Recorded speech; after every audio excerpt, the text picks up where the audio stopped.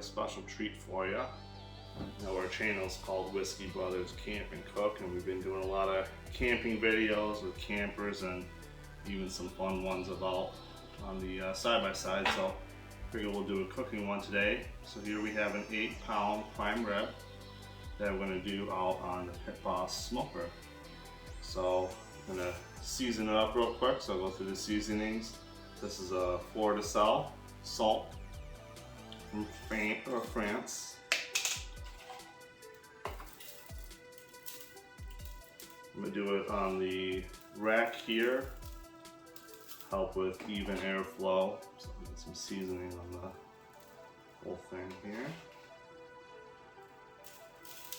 Be pretty generous with the salt because it's a big cut of meat, so it can handle some seasoning.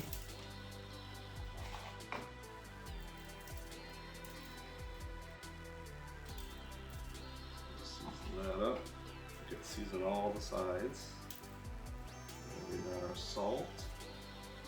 This is black pepper. Love pepper on everything, but especially the meats. Be generous with this as well.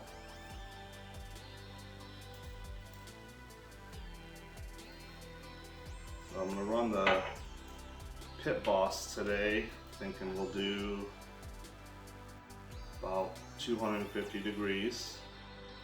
I'll have our meat thermometer in there so we get an accurate reading of where it is at every stage.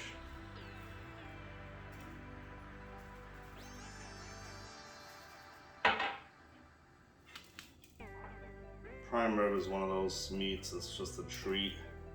Birthday's coming up soon, so wife got me a prime rib. So I'm very excited. First video doing a prime rib. So this is the next seasoning. It's an umami seasoning from Mushroom and Company, Trader Joe's. I use this on pretty much every type of meat that I grill. Mushroom, this is a nice additional seasoning.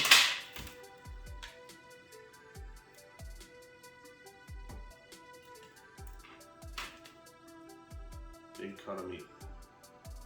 We'll see how long this takes, and depending on the color at the end, which I'll show you, I may or may not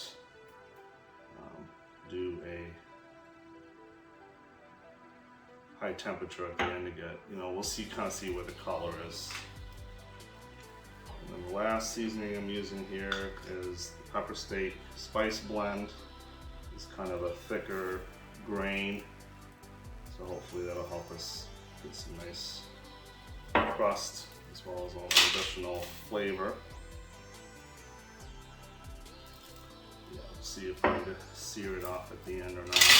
Last one I did was in the oven, and color was plenty good without having to sear it at the end. So let's see what today brings. But I'll bring you along through the whole process. Hope you enjoy it.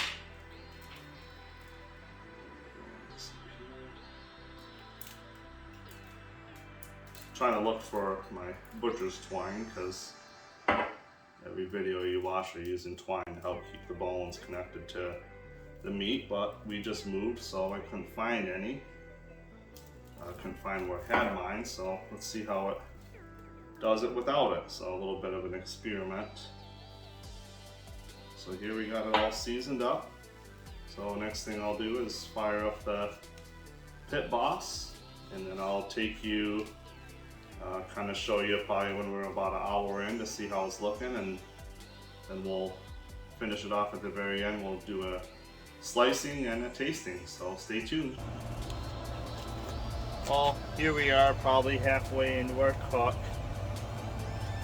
Got the thermometer probe reading 90 degrees. So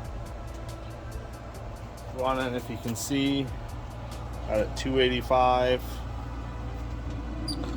Take a peek at it here.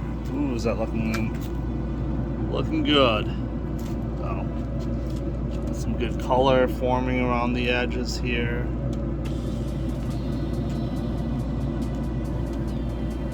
So we'll let it keep going. Hopefully we get a nice crust, and I will definitely keep you updated as we go to the end and do our slicing and tasting. So stay tuned. So here we are. We have grilled the prime rib. Ooh wee! That looks cool. Awesome. I mean, juices everywhere. So we did the traditional method here. 8-pound prime rib.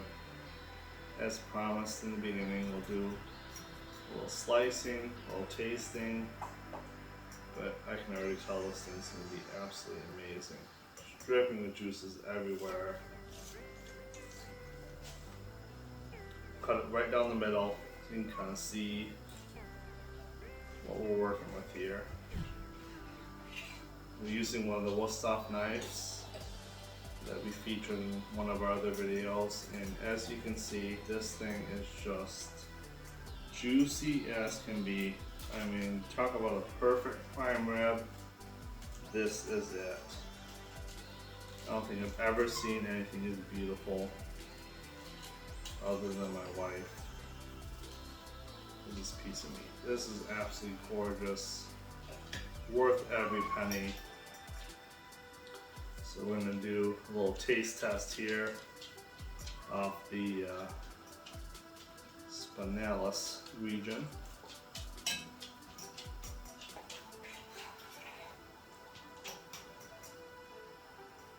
Whew.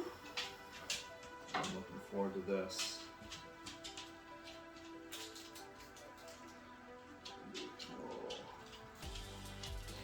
Little special cut here.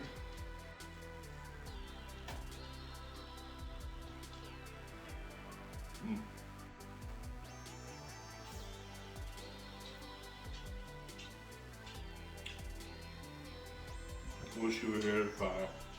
Thanks for watching.